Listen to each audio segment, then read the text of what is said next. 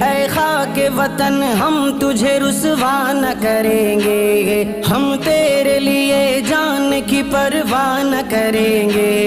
ऐ खाके वतन हम तुझे रुसवा न करेंगे, मर जाएंगे लेकिन तेरा सौदा न करेंगे।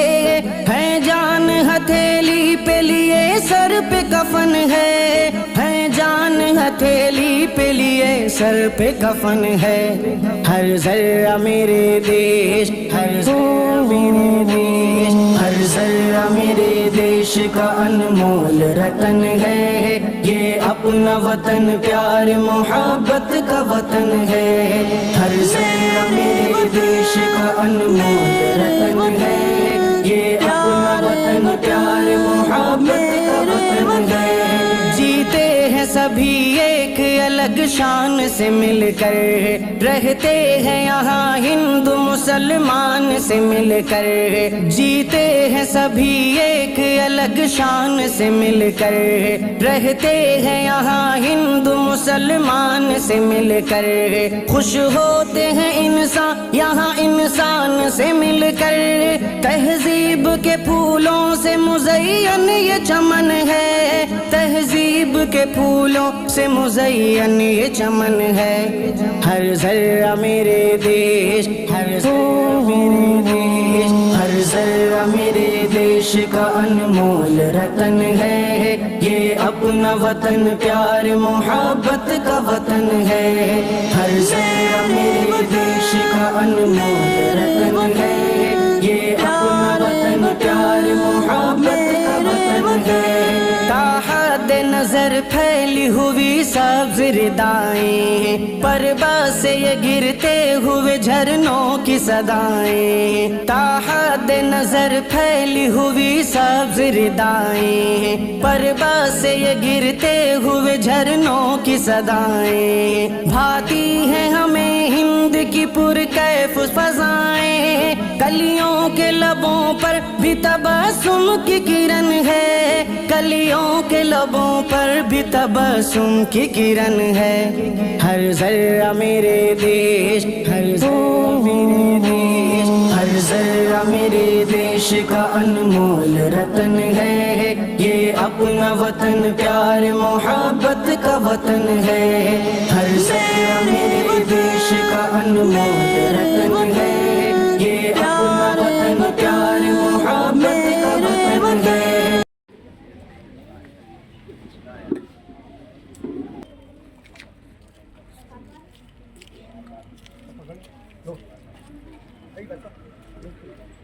सावधान।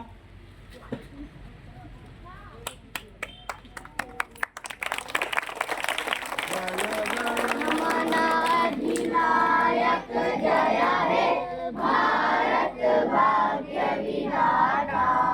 पंजाब सिंध गुजरात मराठा द्राविड़ उत्कल बंग, विंध्य हिमाचल यमुना गंगा उच्चल जलधि तरंगे। तब शुभ आशीष मांगे, गाए सब जय माता। जनगण भारत भाग्य विधाता। जय हे, जय हे, जय हे, हिंदुस्तान जिंदाबाद, हिंदुस्तान जिंदाबाद, हिंदुस्तान जिंदाबाद। गुजारिश करूंगा तशरीफ रखें मेहमानों की सूची। और आज के सदर आला अली जनाब डॉक्टर रफीक शेख साहब, जिनके सम्मान आपसे छुपे हुए नहीं है। हमारे देश के हिफाजत के लिए बाउंड्री पर जो डटे रहे और अली जनाब हमारे जलाल खान साहब जो फिलहाल खरगोन में है, जिनकी बाउंड्री से अभी उनके साथ में होके आए हैं। हमारे हफीजुर रहमान साहब,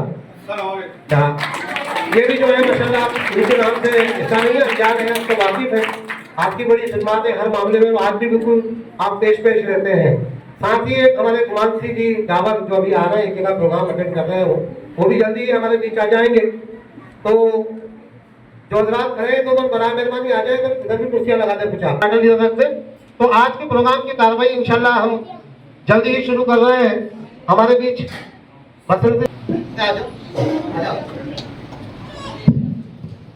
चलिए, तो प्रोग्राम की कार्रवाई को आगे बढ़ाते हुए मैं आज के बच्चों की निजामत कुछ रेसी मदरसे की तालिबा आलिया फातिमा से गुजारिश करूंगा वो आए प्रोग्राम का आगाज करें।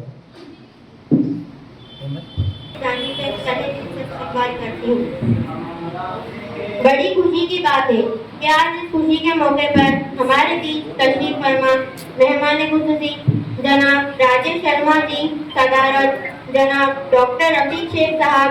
1947 को हमारा देश जिस वतन को जिस बुलंदी, जिस मोहब्बत, जिस भाईचारे की राह से चलकर तरक्की हासिल करनी चाहिए थी, वही उस राह से भटक तो ना गए हूँ, गौर करने की बात है। अब मैं प्रोग्राम की कार्रवाई को आगे बढ़ाते हुए मदरसा कलीमिया कमालिया के तालिबे इल्म मोहम्मद मोइन से गुजारिश करती हूँ वो आए और अपनी नजर दे।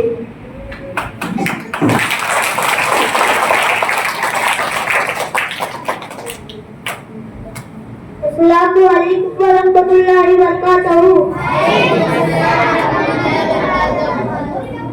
ऐ खाके वतन, ऐ खाके वतन, ऐ खाके वतन, ऐ खाके वतन।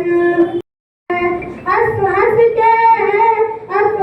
के सरों को कटाया दादी ने, दादा ये पता है, दादा ये पता है हमारा दुश्मन तुझे ललकार तो लड़ जाएगा उससे, हम बन के दीदार भी मिल जाएंगे उससे, दुश्मन तुझे ललकार तो लड़ जाएंगे उससे, हम बन के दीदार भी मिल जाएंगे उससे, वो चीज भया पाप लड़ जाएंगे उससे, हसरात को उतर जाए, हसरात को मैदान में उतर जाए दोबारा, खाके वतन तुझसे वो रिश्ता है हमारा, खाके वतन तुझसे वो रिश्ता है हमारा।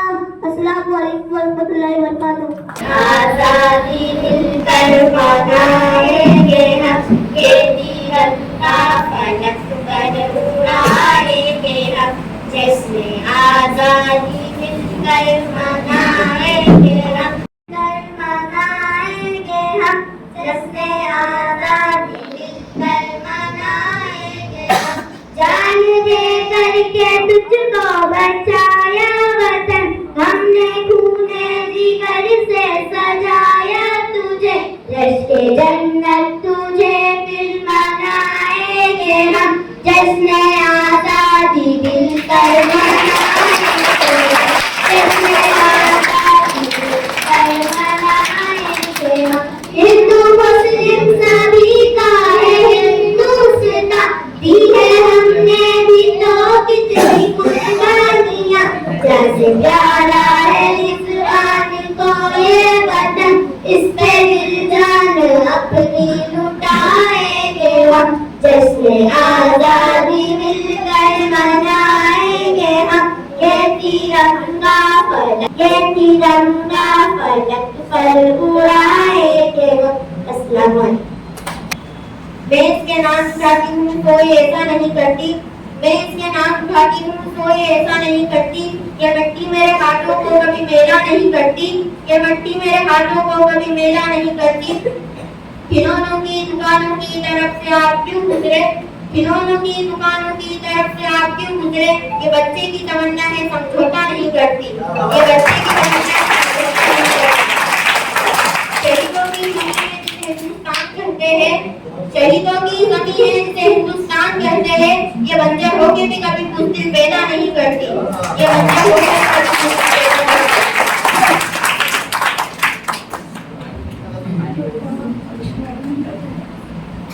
अस्सलामु अलैकुम वरहमतुल्लाहि वबरकातुहू। वालेकुम अस्सलाम।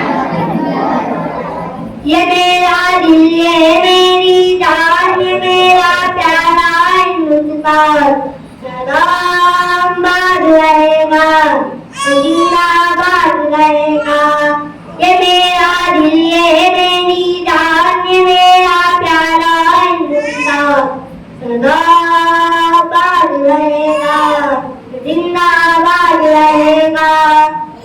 मोहब्बत की सुंदर तहरीर मेरा दिल का मेरी जागीर ये मेरे ख्वाबों की तारीर इसे कहते हैं सब तकदीर मेरा तेरा मेरी पहचान मेरा तेरा मेरी पहचान ये मेरा प्यारा हिंदुस्तान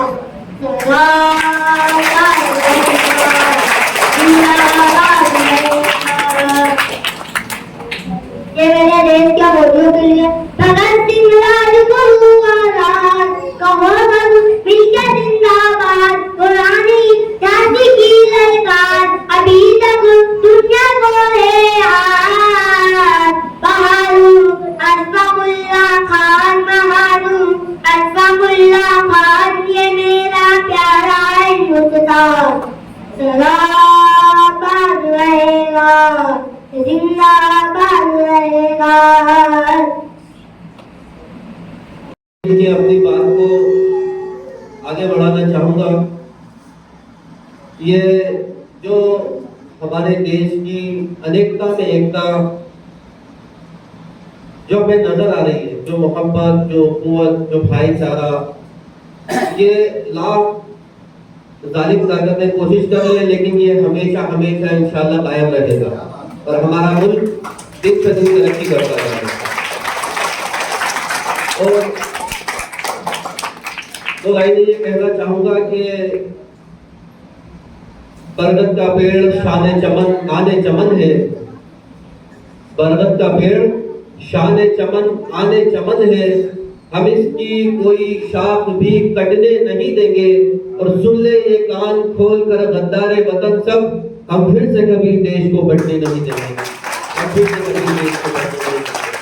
अपने वतन की शान में नज़्म पेश करने के लिए हमारे वरिष्ठ एडवोकेट जनाब अय्यूब शेख साहब से गुजारिश करूंगा कि वो माइक पर तशरीफ लाएं और अपने बेहतरीन अंदाज में नज़्म पेश करें।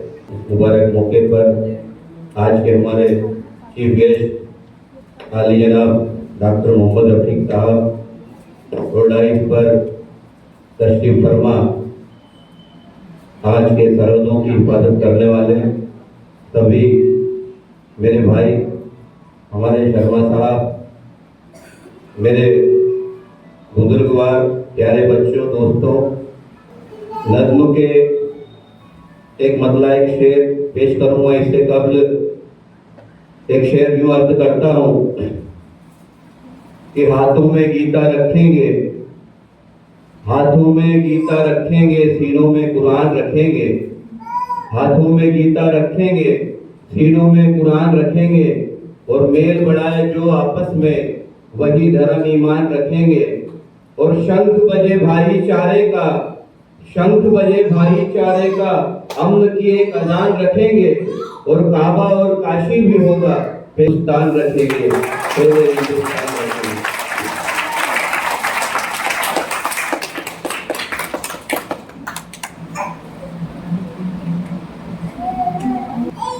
बहे खून मेरा चमन के लिए,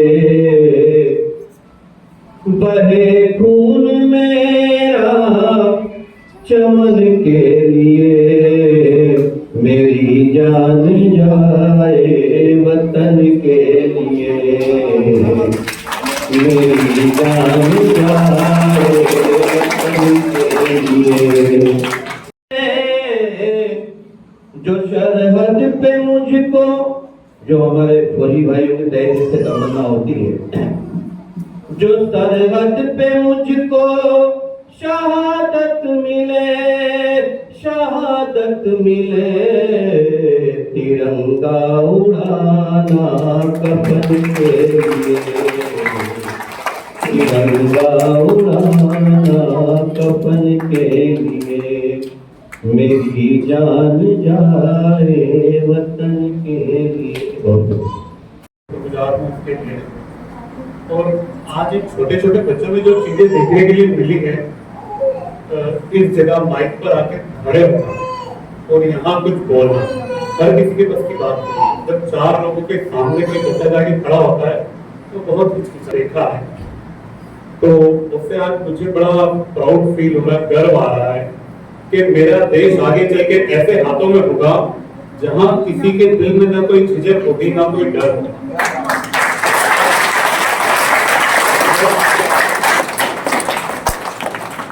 मैं मौलाना साहब की इस तालीम से और इन बच्चों के हौसलों से बहुत प्रसन्न हूँ और मुझे भी इस चीज का फख्र है कि आज मुझे आप लोगों के यहाँ आने का मौका मिला और इन बच्चों को देखने का मौका मिला।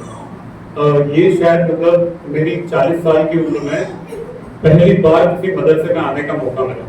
मदरसे तो हमने बहुत देखे जम्मू कश्मीर में, पर वहाँ बच्चों में इतना खुलापन या इतना जो डर है उनके मन का वो हमने कभी दूर नहीं देखा। मतलब बच्चा सामने आके बोल नहीं पाता है, खड़ा नहीं हो पाता है, कुछ भी मतलब शायद वो किसी तीसरे आदमी को देख के फंस जाता है। जैसे मौलाना साहब है, वो इनके सामने खुल के रह सकता है। देख के मुझे लगता है कि हमारा देश एक बहुत ही अच्छी तरफ बढ़ रहा है, सुरक्षित हाथों में बढ़ रहा है और ये चीज होना चाहिए। हमारे कमांडर साहब बोलते थे खून तो सबका लाल ही होता है, चाहे वो हिंदू हो या मुसलमान हो, चाहे वो क्रिश्चियन हो या सिख हो, खून सबका लाल ही मिलेगा। लेकिन जिसने खून फौजी वर्दी का कलर डाल लिया तो समझो उस दिन हमारा देश तरक्की के एक ऐसे रास्ते पे चला गया है जहां से उसे कोई छू भी नहीं सकता, है ना। तो इन्हीं बातों के साथ मैं अपने आप को विराम देता हूँ। आप लोगों को फिर से एक बार बहुत बहुत धन्यवाद। Thank you. ये मेरे तारीफ की सुने रहा है क्या? चलिए के बाद ये आपकी मोहब्बत है। तो फिर माशाल्लाह हमारे यहाँ जो तशरीफ लाए आदि जनाब गुलाम सिंह दावर साहब, उनसे गुजारिश करूंगा तो वो भी अपने ख्याल का इजहार करें। गुजारिश यही है कि शायद थोड़ा सा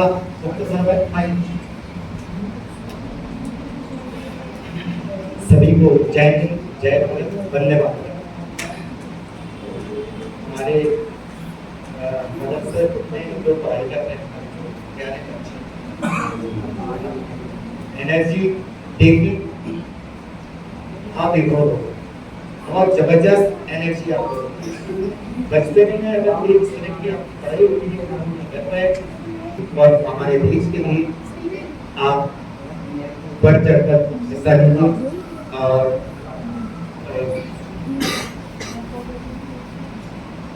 एक जंगल की फौज से निकला हुआ हूँ और मैंने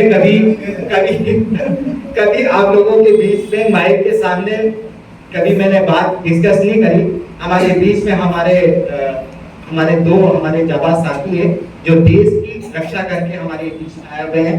इन्हीं के माध्यम से मैं एक गरीब परिवार का बच्चा हूँ और काफी संघर्ष भरा मेरा जीवन रहा है और उस दौर में आपकी तरह ही मैं स्कूल में पढ़ाई करता था और धीरे धीरे हमारे साथियों का साथ हुआ और धीरे धीरे हमारा कारवा बढ़ा और भाई दिलावर भैया हमारे सबसे मैं जो दिलावर खान है हमारे बड़े भाई है और इन्हीं के अकॉर्डिंग एक दिन मैं ऐसे घूम फिर रहा था। इन्होंने बोला कि यार फार्म वगैरह भरते हैं तो मैंने कहा मैं तो अभी पढ़ाई कर रहा हूँ भाई, मुझे कोई नॉलेज है नहीं।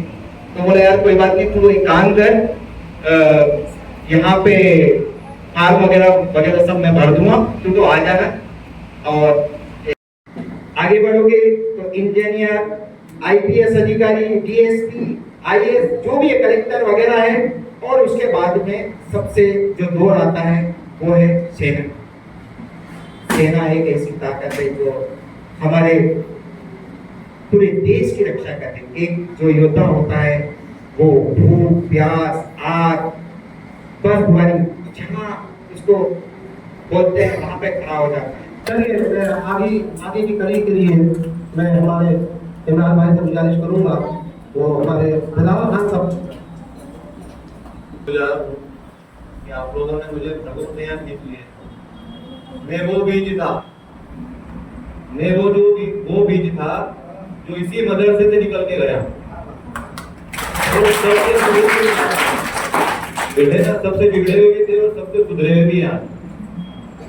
तो बिगड़ना और सुधरना तो इंसान की कैफियत के अंदर है और इसी हार के अंदर हम लोग गुलदस्ता थे कि हिंदू, मुसलमान, सिख, ईसाई एक मिसाल दी हमें।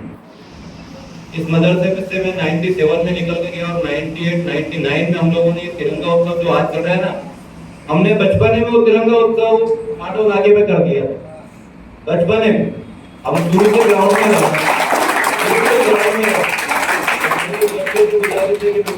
हम लोग भी इसी जगह से निकल के गए। तो अपन ये मुझे तालाब पे जो ये नाव में बैठे हैं ना, इस नाव से बैठ के आप समंदर में जब जाओगे तो समंदर में बड़ी बड़ी मछलियां मिलेंगी, बड़े बड़े लोग मिलेंगे। तो अपनी नाव से मत भटकना, बड़े बड़े जहाजों में मत बैठने की उम्मीद करना, नहीं तो भटक जाओगे। इसी नाव में सवार होकर चलना, क्योंकि हमने पूरे हिंदुस्तान को क्या, हमने विदेशों में भी सफर किया। इन्हीं धार में से IAS IPS निकले हैं और इसी जगह पे जो बैठे ना, वो ऐसे ऐसे दरख्त पे बैठे हैं कि जिनके पेड़ आज भी खिलखिला रहे हैं। जिसमें मिसाल है डॉक्टर रफीक साहब, ये भी हमारी गली में से निकले हैं, हम भी उसी गली में से निकले हैं। डॉक्टर रफीक साहब का मैंने बचपन से इतिहास देख रहा हूँ कि वो कहाँ से कहाँ अल्लाह ने उनका मकाम पहुंचाया। बाकी लोगों तो प्रशांत, ये सब मेरे जूनियर है। आज मेरे हाथ के नीचे से 300 बच्चे निकले हैं, डिप्टी कमिश्नर से लेकर चपड़ासी तक। तो जो रह गए उनको भी आज मैं शिक्षा देता हूं, बेटा सही लाइन पे चलो। कुछ लोग भटक गए, सभी लोग अच्छे नहीं होते। फल का, दरख्त का फल कभी मीठा नहीं होता, खराब भी हो जाता है। उन खराबों को भी आज हम कुमारगढ़ के अंदर ही देख लेना कल्चर बना रहे हैं। लेकिन जब मिलते हैं ना तो वही खुशूसी से मिलते हैं और वही मोहब्बत और अखलाक से मिलते हैं। हमारे अंदर ना तो हिंदू है, ना मुसलमान है, ना सिख है, ना ईसाई है। हमारे अंदर तो है इंसानियत। हम इंसान हैं, अल्लाह ताला ने हमको इंसान बना के भेजा है, तो इंसानियत होना पहला जरूरी है, ईमान होना जरूरी है, उसके बाद अपना धर्म और अपना कर्म है। अगर अपने अंदर इंसानियत ही नहीं है, अपना ईमान ही नहीं है, तो अपन ना तो मुसलमान है, ना हिंदू है, ना सिख है, ना ईसाई है, कुछ मतलब नहीं है आपको यहाँ से।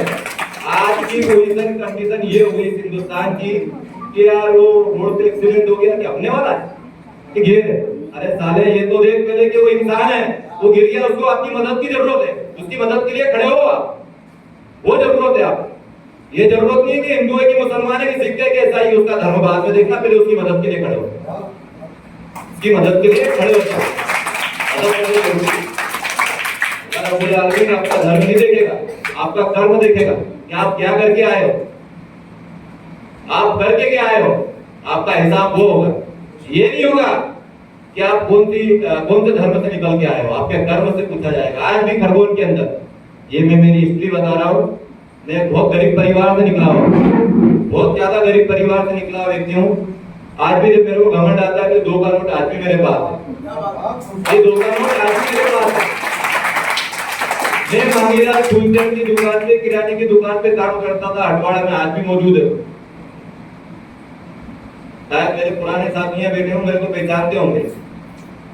इस 2 रुपए का सफर चालू करा था, जब हमारा कॉल लेटर भी नहीं आया था, तब हम सोचते थे ग्राउंड में सोचते थे, और हमने सबको बस एक ही शिक्षा दी कि यार ना तो हिंदू, ना मुसलमान, ना सिख, ना ईसाई, अपने को इंसान बनना है। तो जो मेरे बैच के 300 लड़के जो बैच के निकले थे, उनके अंदर आज भी भावना नहीं है। उन 300 ने 900 को बनाया और 900 ने 2700 को बनाया होगा, 10 गुना ज्यादा वो फर्क किया होगा। अब तो कोई नहीं खराब के थे कि हमको कोई नहीं पहचानता है। हमको तो सड़क पे राइफल पकड़ा दी थी, लेकिन आज हाफिज साहब ने हमको माइक पकड़ा दिया तो बोलने का मौका नहीं दिया। ये तो बोलते तो आता नहीं है, लेकिन बोल दिया जो मन में आया। तो मेरा कहने का मतलब है 2 रुपए से स्टार्ट हुए थे, फिर 10 पे चले और 10 से आज 500 पे चले। तो वो जब नवाजने पे आ जाए, वो नवाजने पे आ जाए तो आपको किसी की जरूरत नहीं है, आपको किसी की जरूरत नहीं है। और साथी रखो तो सच्चा रखो, धोखेबाज मत रखो जो वक्त पे काम आए। तो ये जो मेरे साथी है ना, आज मैं भले खरगोन में हूँ, लेकिन मेरे बाल में जरा सी गर्दनी भी आती है ना, तो पूरी टीम दौड़ते भी आती है। मैंने धार छोड़ने का कारण ही मिला है। मैं जैसे पेंशन आया, मेवातीपुरे के अंदर में पेंशन आया, तो परिवार वाले खतर मैंने कहा भैया यहाँ अगर अपन रहेंगे तो इस खतर में भी तो मेरी घास उग जाती। लोग खतर से निकल के तो गया था, लेकिन जाके मैंने सुकून में सोचा कि यार मैं जाऊँ भोपाल जाके शिफ्ट हो जाता हूँ। देखा जाए कि इंसानियत ये कौन है, इसकी रगों में भी वही तो बेगार जो हमारी है। पुराने पाक में भी रब ताला ने इरशाद फरमाया अल्हम्दुलिल्लाह रब्बिल आलमीन, तमाम तारीफें अल्लाह के लिए और सारे दोनों आलम का रब। यहाँ रब्बुल मुस्लिमीन नहीं कहा, रब्बुल आलमीन कहा गया। जिस तरीके से एक ग्राम की 4 मुरादें हैं, आप उसमें कोई मुहद्दब भी है, कोई बेअदब भी है, अगर आप उसके बच्चों से मोहब्बत करोगे तो लाज़िम बात है वो भी आपको दुआओं, उसका बाप भी आपको दुआओं से नवाजेगा। आप अल्लाह की मखलूक से अगर मोहब्बत करोगे, चाहे वो किसी भी शक्ल का हो, काला हो, पीला हो, गोरा हो, किसी भी समाज में के तो अल्लाह की मखलूक उस ईश्वर की संतान है। तो जो अल्लाह की मखलूक से मोहब्बत करेगा, अल्लाह ताला उससे मोहब्बत करेगा। कुल मिलाकर कहने का आपका मतलब यही था कि इंसानियत जो है, और मज़हब इस्लाम में भी यही बात सिखाई गई है कि वो कामयाब हो ही नहीं सकता जिससे उसका पड़ोसी दुखी हो। यानी पड़ोसियों के हक भी अदा करने का हुक्म आया है, चाहे वो किसी भी समाज से है, तो अल्लाह की मखलूक ना। कुल मिलाकर में मतलब कहने का आपका यही था कि इखलास, मोहब्बत मका है, मोहब्बत मकी है, मोहब्बत नहीं है तो कुछ भी नहीं है। मैं बहुत बहुत खुदा तहे दिल से मशकूर हूँ, खरगोन से चलकर आप यहाँ तशरीफ लाए, और आज मेरा भी दिल खुश हुआ और मैं बड़ा फख्र महसूस करता हूँ कि माशाल्लाह इस मसलसे से ऐसे ऐसे बच्चे, ऐसे ऐसे फूल हैं जो पता नहीं कहाँ कहाँ अपनी खुशबू को जो है, खुशबू से पूरे बदन को महका रहे हैं। डॉक्टर रफीक साहब भी कुछ वक्त सही है, लेकिन इस नाजिश की खिदमत में जरूर रहे हैं।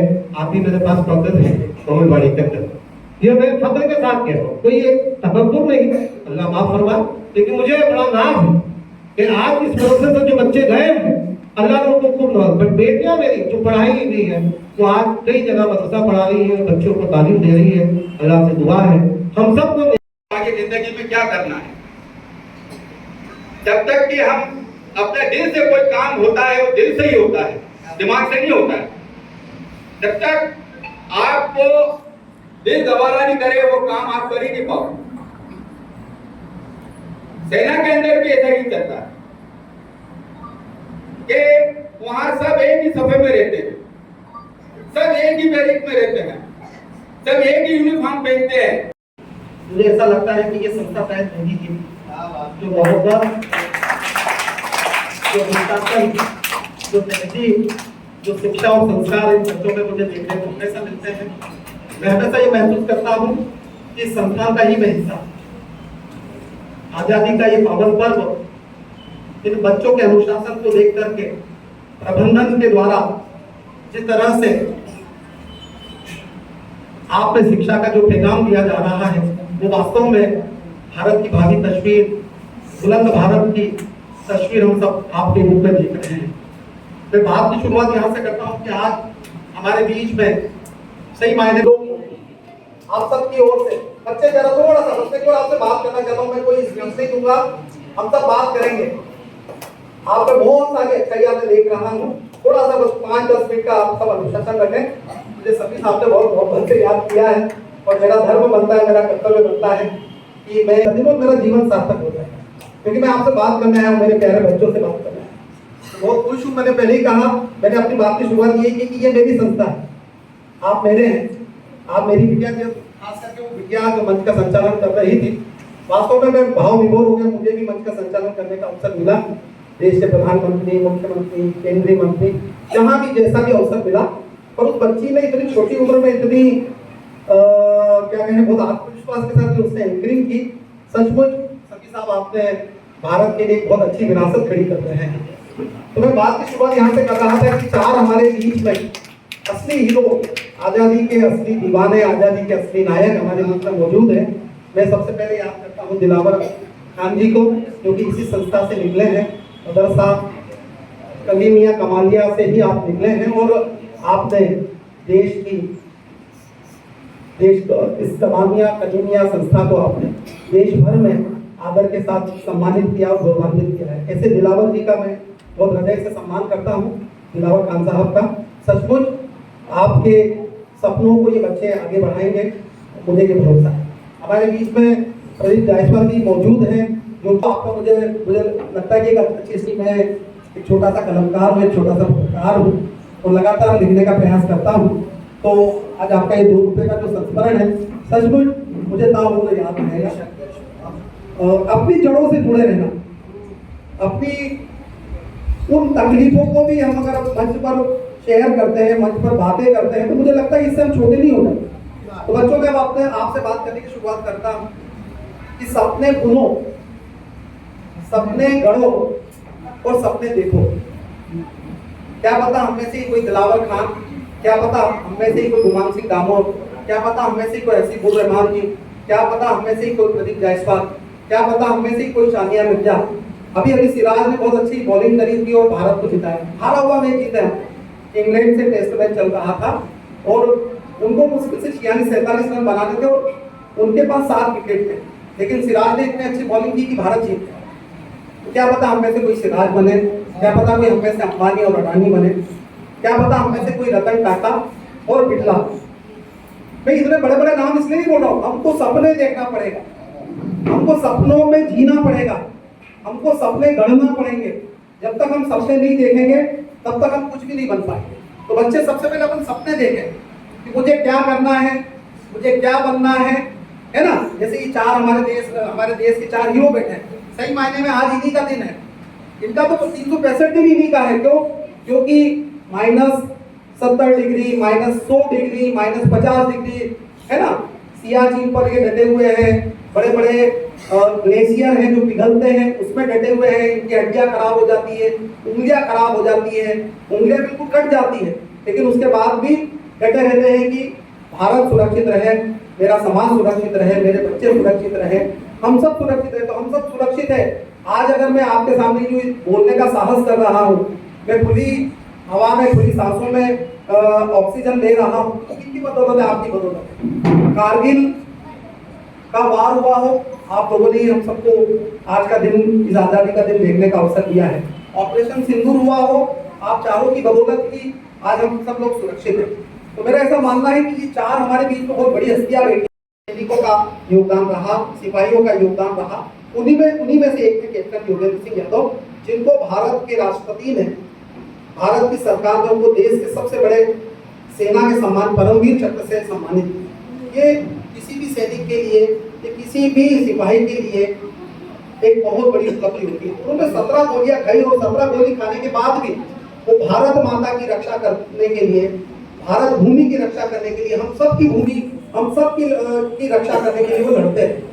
तो उनकी स्टोरी मैंने जब की, तो आज भी मेरा उनसे जब बातचीत होती है, मुझे लगता है कि यार जीवन में कहीं शायद मेरी कलम साकार हुई है। हम गलत खूब लिख लेते हैं, हम व्यवस्थाओं पर बहुत सारे प्रश्न उठा लेते हैं, लेकिन मुझे लगता है कि जब आप इनके लिए लिखते हैं, इनकी त्याग, तपस्या और बलिदान के लिए लिखते हैं, तो मुझे लगता है कि उस दिन ऐसा लगता है कि मेरी कलम, मेरी वाणी, मेरे विचार, मुझे जो कुछ भी ईश्वर ने दिया, मेरे गुरुजनों ने जो दिया, मेरे माता पिता ने दिया, शायद वो लिखना मेरा सार्थक होगा। तो निश्चित तौर पर इनको हम अपना रोल मॉडल माने, इनको हम अपनी नज़ीर माने कि इन्होंने जो उदाहरण पेश किया है मदरसा कलीमिया, गरीबी के हालातों में इन्होंने जो कुछ मुकाम हासिल किया है, ये हम सबके सामने एक उदाहरण है। तो बच्चों में आज आप, बस मैं अपनी बात समाप्त कर रहा हूँ। हमारे बच्चे निश्चित तौर पर उन लोगों के लिए एक बड़ा, शायद मुझे लगता है सुबह 7 बजे से बच्चे यहाँ पर होंगे और हम लोग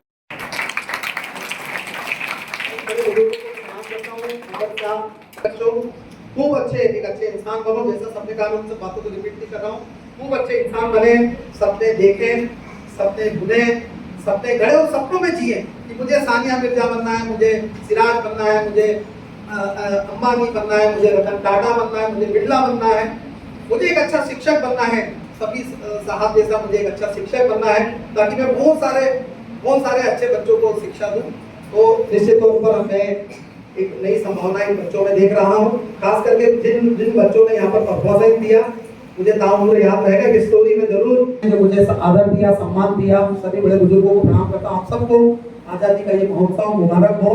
आपने याद किया, आपने सम्मान दिया, मैं आपका पुनः शुक्रगुजार हूँ। बहुत सारे बच्चों को शुभकामनाएं, बहुत धन्यवाद।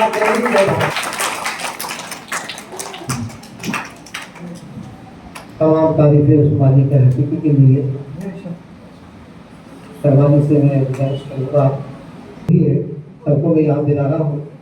पहली बात। दूसरी, आप बड़े ही प्यारे अंदाज से एक बात ये कह रहे थे कि सपने देखना जरूरी है। जो बच्चा ये सुन देता है कि मुझे पास होना, तो पास नहीं होता, सप्लीमेंट नहीं आती। जो बच्चा ये सुनता है मुझे मेरिट लिस्ट में आना, तो उम्मीद ये की जा सकती है कि वो फर्स्ट डिवीजन पास हो जाए। मतलब अपने हौसलों को आपको बुलंद करना पड़ेगा। एक पत्थर आप आसमान में उठा लो पूरी ताकत के साथ, तो देखो आसमान में छेद होता है कि ये अपने जज्बात का इल्हाम और सोच को बुलंद करना करेगा।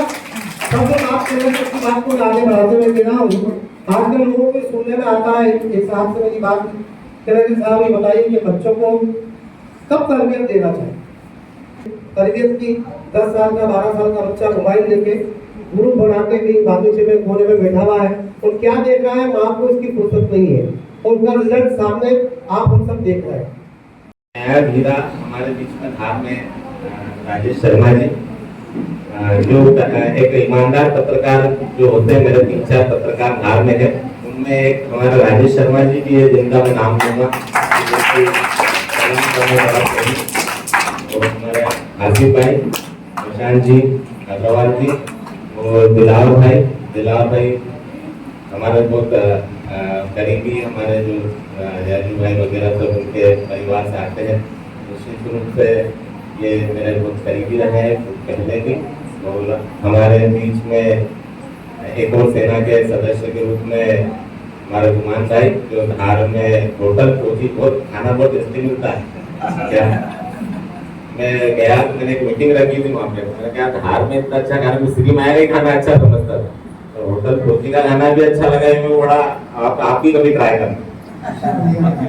और हमारी कॉलोनी के सभी हाजी लोग और अयूब भाई, सलीम भाई, हाजी साहब अमजद भाई, हमारे वरिष्ठ एडवोकेट अयूब भाई, और इस कलीमिया कमालिया मदरसा के मोहम्मिन हमारे उस्ताद मौलाना सफी साहब, ये कलीमिया कमालिया शर्मा जी, ये ब्रांड है।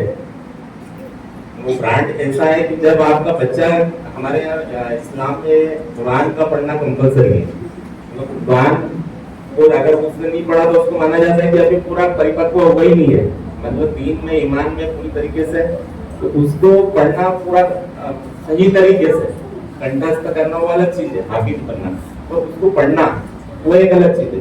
और उसको पढ़ने के लिए पूरा 30 पारे पढ़ना, उसमें कम से कम 2 से 3 साल लगते हैं।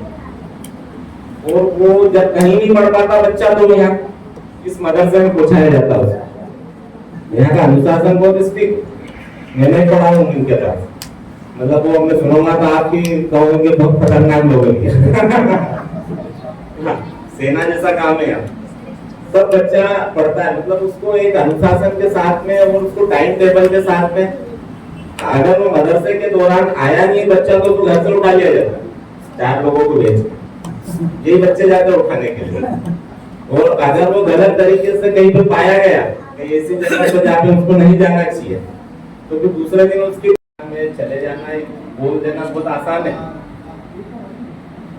मैं एनसीसी में रहा हूँ, हम 10 दिन कैंप में रहते थे या कहीं पे भी दूसरा पढ़े, मतलब वहाँ की लाइफ ही अलग है, मतलब आप तस्वीर भी नहीं कर सकते हो, मतलब कितने दिन। और आप एक अपन जो नॉर्मल लाइफ की तो सुबह काम करते शाम को घर आ जाते हैं, ये वो 6-6 महीने साल भर घर नहीं आते जो। और उनके बच्चे कैसे पढ़ रहे हैं, उनकी वालदा की तबीयत खराब हो जाए तो अपन खिदमत देने पहुंच जाते हैं, अपन उनको हॉस्पिटल लेके, लोगों को सिर्फ फोन पर पता चलता है कि ऐसा ऐसा हुआ है। कई बारे में तो लोग सबसे पहले मैंने सभी लोगों ने, हमारे शर्मा जी ने बच्चों को आगे बढ़ाने के लिए बड़ी बातें की, वाकई सपने बड़े देखना चाहिए, तो आदमी बड़ा हो गया, बोले क्लिनिक में दे दिए क्या और कॉलेज खोलने की बात करते, तो देखो सपने बड़े देखे तो आज अल्लाह ने वो कॉलेज भी खोल दिया। हिंदुस्तान में 3 मुस्लिमों के कॉलेज है, एक भोपाल में है, एक धार में है और एक कर्नाटक बेलगांव में शेख साहब का कॉलेज। तो ये होम्योपैथी कॉलेज मुस्लिमों के 3 ही पूरे इंडिया में, तो वो कॉलेज खुल गया। तो सपने छोटे नहीं देखना चाहिए, हमेशा बड़े देखना चाहिए। और मैं आज मुझे यहाँ पर बोलने का अवसर दिया हाफिज साहब ने, मैं उनका शुक्रगुजार हूँ। आप लोगों ने मुझे इन शब्दों के साथ मैं अपनी वाणी को विराम दूंगा। महज हंगामा खड़ा करना मेरा मकसद नहीं, महज हंगामा खड़ा करना मेरा मकसद नहीं, मेरी कोशिश ये है कि सूरत बदलनी चाहिए। मेरे सीने में नहीं तो तेरे सीने में ही सही हो कहीं पर भी, मगर ये आग जलनी चाहिए। धन्यवाद। डॉक्टर रफीक शेख साहब का इस्तेमाल किया जा रहा है। जो आज जैसा ताकि हमारे डॉक्टर साकिब साहब तशरीफ लाए और हमारे रामराव जी जो मेरे बचपन के दोस्त हैं, वहाँ प्रोग्राम में जनाब जो है नूर मोहम्मद साहब PF वाले आइए तशरीफ लाइए आइए आप आइए